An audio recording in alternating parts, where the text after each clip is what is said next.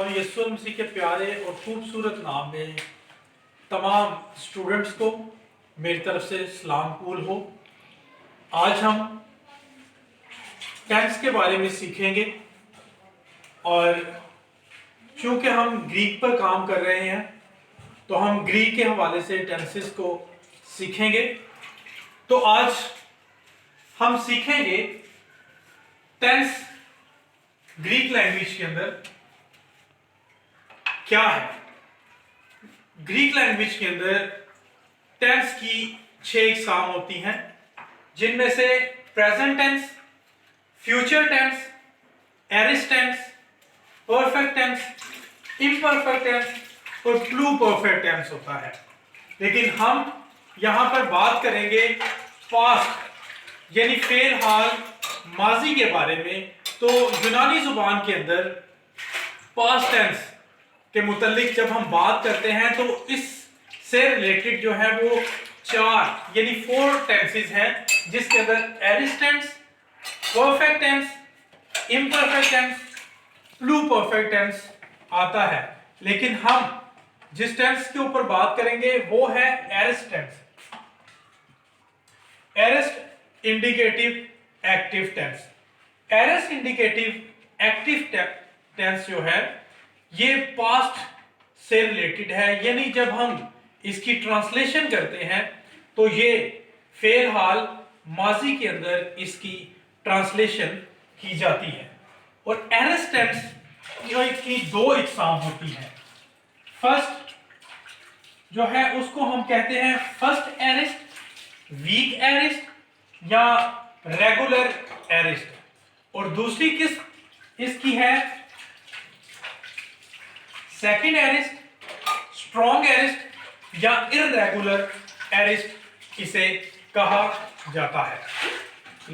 तो एरिस्ट indicative active tense इसकी 2 इकसाम अभी हमने देखी।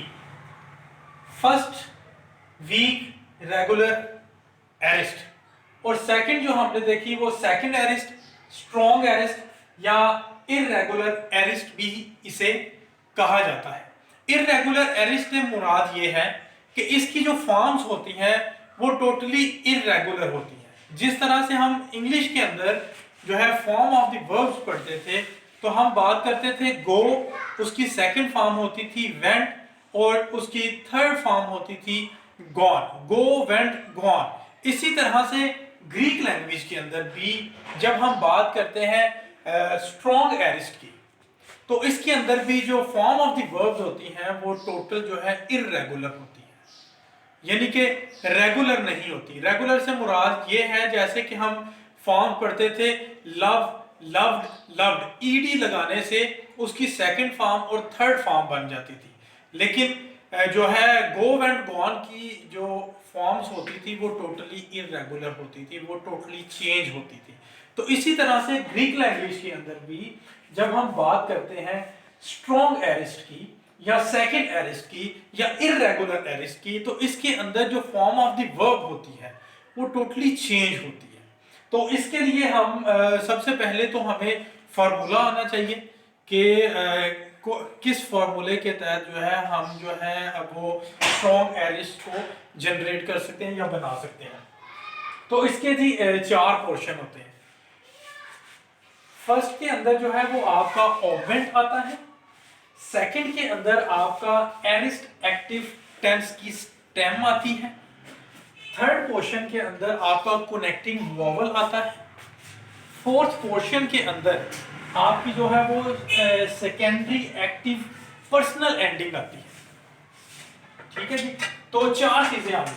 फर्स्ट आ गई आपकी ऑगमेंट आ गया, सेकंड आपकी आ गई एरिस्ट एक्टिव टेंस की स्टेम आ गई या रूट आ गई, हम इसको रूट भी कहते हैं, स्टेम या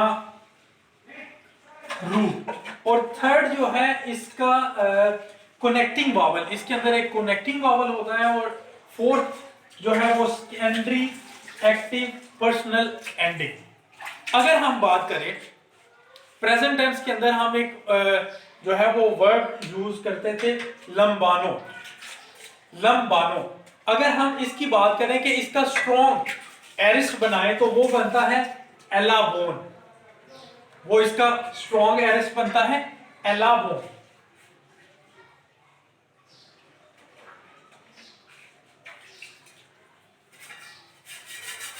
एलाबोन।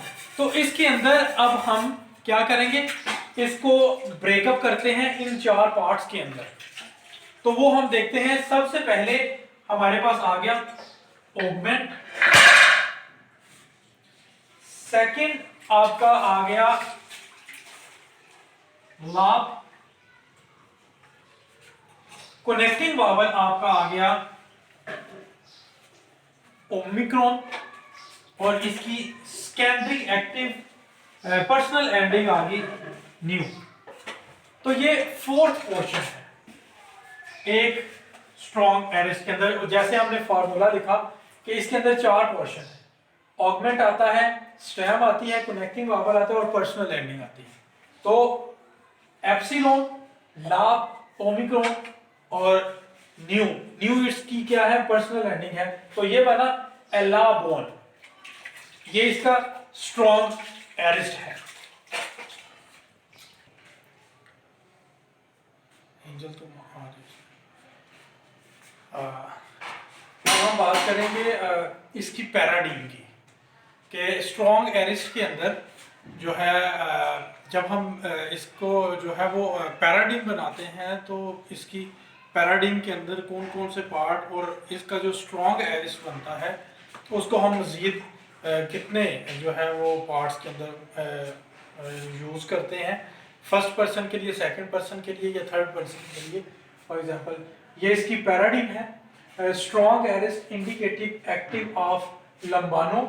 फर्स्ट के अंदर हम बात करेंगे कि इसके पर्सन्स आते हैं फर्स्ट पर्सन, सेकंड पर्सन और थर्ड पर्सन।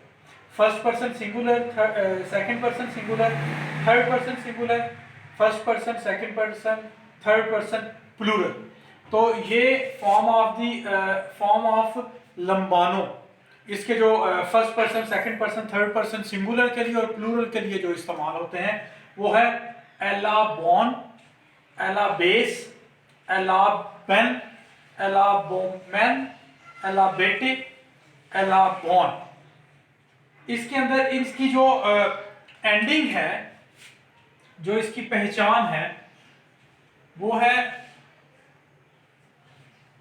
ऑन, एस, एन, ओमेन, एटे, ऑन।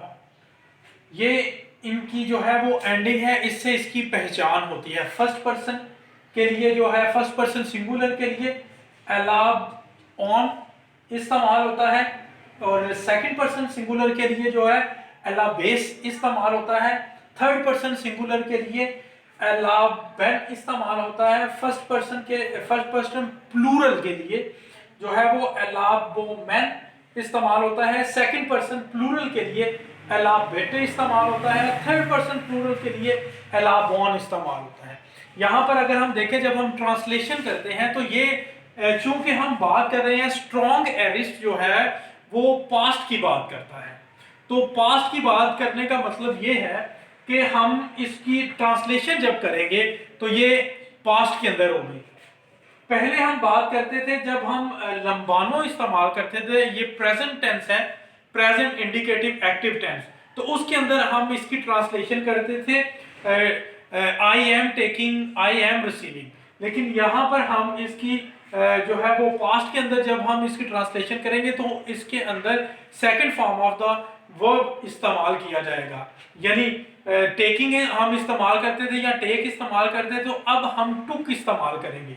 फर्स्ट पर्सन के लिए एलाबोन के लिए आई टुक, एलाबेस के लिए यू टुक, एलाबेन के लिए ही, शी, इट, टुक इस्तेमाल होगा और प्लूरल के लिए एलाबोमेन के लिए वी टुक, एलाबेटे के लिए यू टुक और एलाबोन थर्ड पर्सन प्लूरल के लिए दे टुक। यहां पर एक बात जरा गौर कीजिएगा कि